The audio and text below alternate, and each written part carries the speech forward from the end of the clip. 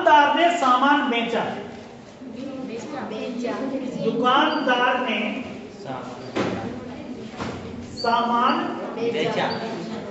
बेचा, पहली बात। फिर है दुकानदार सामान बेच रहा है। दुकानदार सामान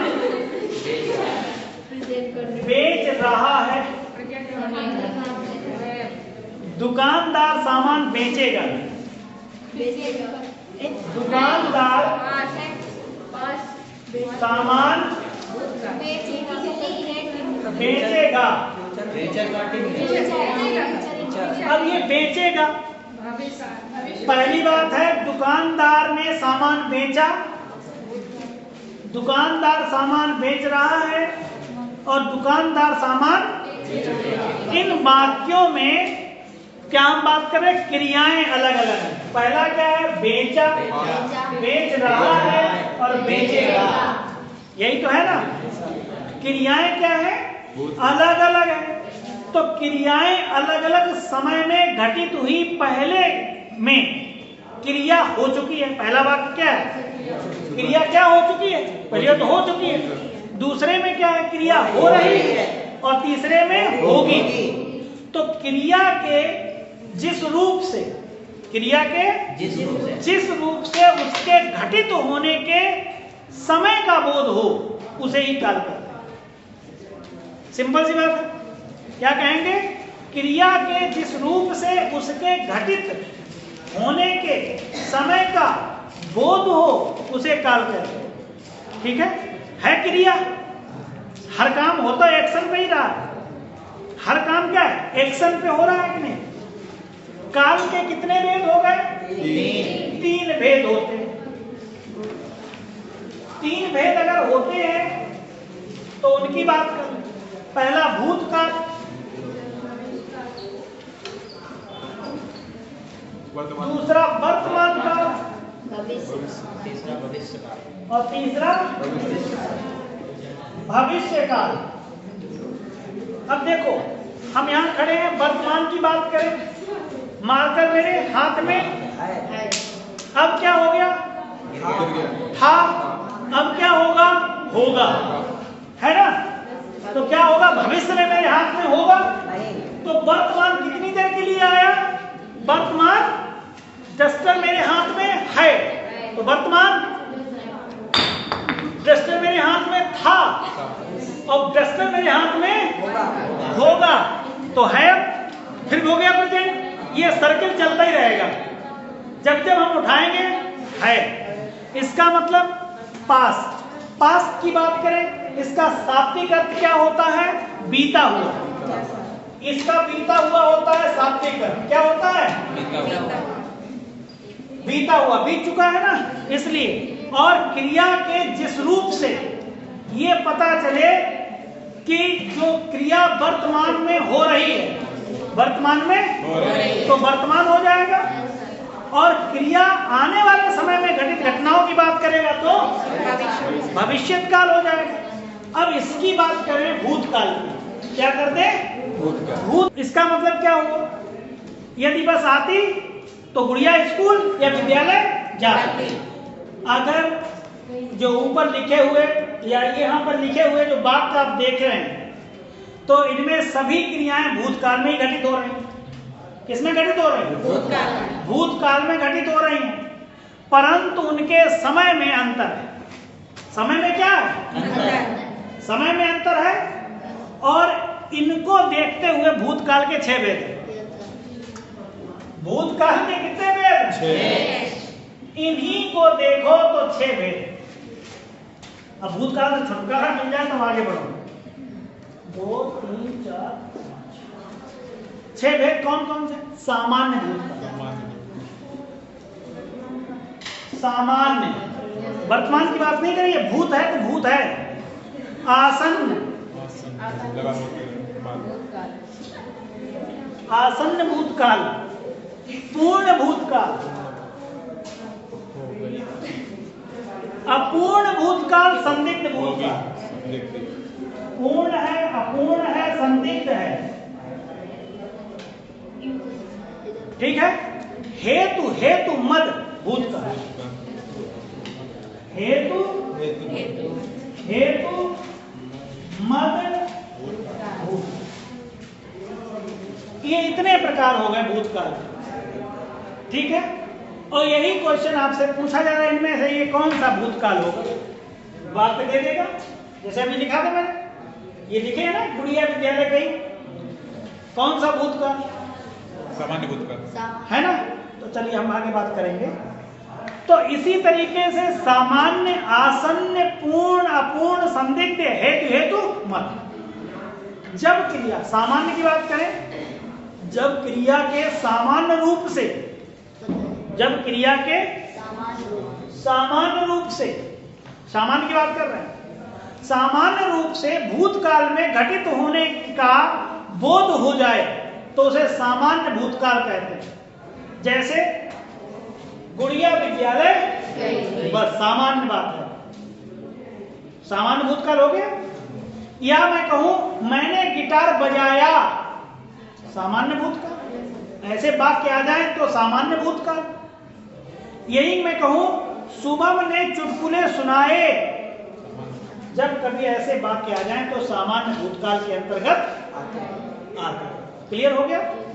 ऐसे एग्जाम्पल मिले तो इसका मतलब इनमें से कौन सा भूतकाल हो, सभी ऑप्शन दे रहा होगा, तो ऑप्शन कौन सा लगाओगे, सामान्य भूतकाल। इसी तरीके से आसन्न भूतकाल की बात करें, किसकी बात करें, आसन्न का मतलब होता है पास, समीप। आसन्न का मतलब पास कहिए या समीप कहिए, नजदीक, है ना। अभी अभी, अर्थात अभी अभी भूतकाल हो गया, अभी अभी भूतकाल हो गया। आसन्न का मतलब याद रखिए, पास, समीप या अभी अभी। आसन्न का अर्थ होता है पास या समीप क्रिया के जिस रूप से क्रिया के निकट भूतकाल में, अर्थात अभी अभी भूतकाल में घटित होने का बोध हो, उसे आसन्न भूतकाल कहते हैं। जैसे मैं अभी अभी गाड़ी से उतर कर आया, मतलब ऐसा लग रहा अभी अभी उतर कर आया, किससे, गाड़ी से। तो आसन्न है, बिल्कुल नजदीकी भूतकाल हुआ, है ना। मेरे हाथ में अभी अभी मार्कर था, अब नहीं है, तो बिल्कुल पास का है। ऐसे आ जाए तो आसन्न पे टिक करना। मैं कहूं मैंने गृह कार्य पूरा कर लिया, है ना। अभी देखिए, अभी मैंने कहा आसन्न की बात कर रहा हूं, अभी मैं आया दौड़ के, मैंने गृह कार्य पूरा कर लिया, मतलब बिल्कुल आसन्न पे हैं। कौन सा भूतकाल, आसन्न भूतकाल हो गया, हो गया आसन्न। अगर ऐसे पूर्ण भूतकाल की बात करें, क्रिया के जिस रूप से यह पता चले कि क्रिया, क्रिया है ना, है काल पढ़ रहे लेकिन क्रिया का काम है, किसका काम है, क्रिया। तो काल को क्या कर रही है, बता रही है कौन सा काल है। भाई यहां क्रिया नहीं तो खेल खेला है, क्रिया काल से जुड़ा हुआ है ना। तो मतलब समझिए, क्रिया के जिस रूप से यह पता चले कि क्रिया भूतकाल में बहुत पहले समाप्त हो चुकी, बहुत पहले, बहुत पहले, अरसे पहले, लंबे समय से पहले समाप्त हो चुकी, तभी तो पूर्ण हुआ। जैसे उसे पूर्ण भूतकाल कहते हैं।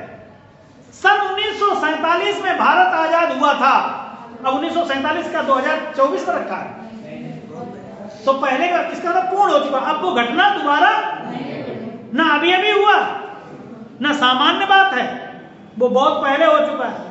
वर्ष 1947 में भारत आजाद हुआ था, तो इसका मतलब क्या हो गया, पूर्ण भूतकाल हो गया।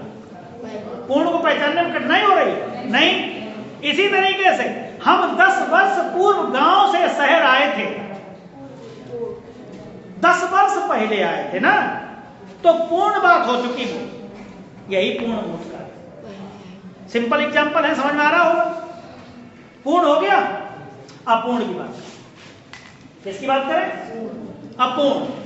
अपूर्ण मतलब होता है क्रिया के जिस रूप से यह पता चले कि कार्य भूतकाल में प्रारंभ तो हो गया परंतु पूर्ण नहीं हुआ। प्रारंभ तो हो चुका था लेकिन पूर्ण नहीं हुआ, तभी तो अपूर्ण। उसे क्या कहते हैं? अपूर्ण भूतकाल।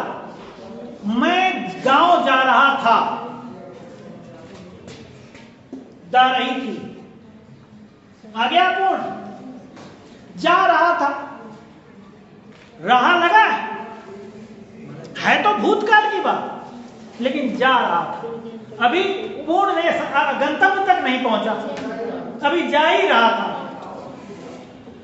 जा रहा था जहां आ जाए तो अपूर्ण है। क्लियर है? तेज वर्षा हो रही थी, अभी हो रही थी अपूर्ण। भाई समाप्त हुई नहीं, हो रही थी। हम जहां थे, मान लिया हम औरैया थे, वहां बारिश हो रही थी, तो हम यहां बोले आके तेज वर्षा हो रही थी। अब पता नहीं हो रही थी कि नहीं हो रही है। क्लियर हो रहा है? तो अपूर्ण है, इसमें कोई दिक्कत? अपूर्ण समझ रहे हैं? रहा था, ऐसा काम हो रहा था तो अपूर्ण। अपूर्ण का मतलब जो आज से पहले हो चुका था। ठीक, ये चलता रहेगा, लेकिन है भूतकाल की बात। आगे बढ़ते हैं। संदिग्ध भूतकाल। संदिग्ध मतलब जहां संदेह हो। क्या हो? संदेह। जैसे क्रिया के जिस रूप से कार्य के भूतकाल में होने का संदेह हो, उसे संदिग्ध भूतकाल, उसे क्या कहेंगे? संदिग्ध। जैसे स्कूल बस जा चुकी होगी। अब यहां तो हम खड़े नहीं, जा चुकी होगी, बच्चा गया कि नहीं गया? जा चुकी होगी, संदेह है, हो सकता नहीं जा चुकी हो, है ना? होगी।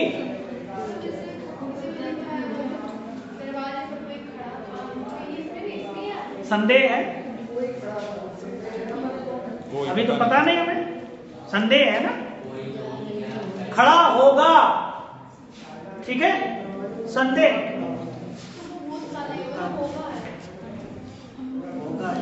होगा भविष्य हो जाएगा, भविष्य।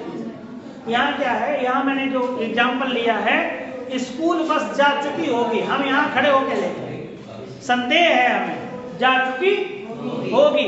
जैसे मैं कहूं उसका मैच समाप्त हो गया होगा, हो सकता कोई व्यवधान आ गया हो, ना भी समाप्त हुआ हो, तो संदिग्ध है। भूत है क्या है?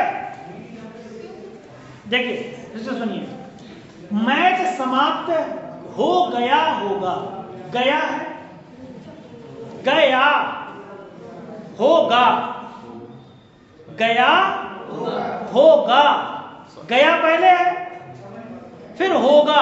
हम अपनी संभावना व्यक्त कर रहे हैं, हमें संदेह है, हम बोल रहे हैं ना ये बात, हम संदेह व्यक्त कर रहे हैं कि हो गया होगा। ठीक है ना? जब आ जाए ऐसे तो वो संदिग्ध भूतकाल। हो गया होगा, होगा भविष्य में नहीं जाएगा। हो गया, क्रिया यही है, हो गया, तो क्या हो जाएगा? संदिग्ध भूतकाल। संदिग्ध हेतु मत जितना लग रहा है उतना हो कि भूतकाल में कार्य संपन्न हो सकता था, भूतकाल में कार्य संपन्न हो सकता था, परंतु किसी कारणवश नहीं हो पाया। कोई ना कोई कारण होगा उसका, कोई साधन होगा जो धोखा देके चला गया। जैसे बस धोखा देके गुड़िया को। इसी तरीके से क्या है, जैसे मैं कहूं वह समय पर आ जाता, वह समय पर आ जाता तो मैं उससे मिल लेता। अगर समय पे, तब तक हम निकल लिए, समय पर नहीं आ पाया तो कहीं ना कहीं वो समय धोखा दे गया। हाँ बिल्कुल बिल्कुल उसी में आएगा। हेतु है तो मतलब क्या हो जाएगा? वो नहीं, वह समय पर आ जाता तो मैं उससे मिल लेता। तो आ जाता पहले तो समय, एक उससे जुड़ा हुआ लिंक, और तो मैं उससे मिल लेता। यदि वर्षा होती तो चारों ओर हरियाली छा जाती। अब हरियाली क्यों नहीं छा पाई? वर्षा नहीं। तो ये तो बहुत आसानी से हेतु मत समझ में आओगे। हेतु मतलब कोई ना कोई इसका साधन होना चाहिए। एक काम नहीं हुआ तो दूसरा नहीं हुआ, एक नहीं तो दूसरा नहीं, बस समय पर नहीं आई इसीलिए गुड़िया स्कूल नहीं पहुंच पाई। तो ये कहीं ना कहीं क्या है, एक से दूसरा जुड़ा मिलेगा। क्लियर है? तो ये हेतु आराम से समझ जाएंगे क्या हुआ मतलब।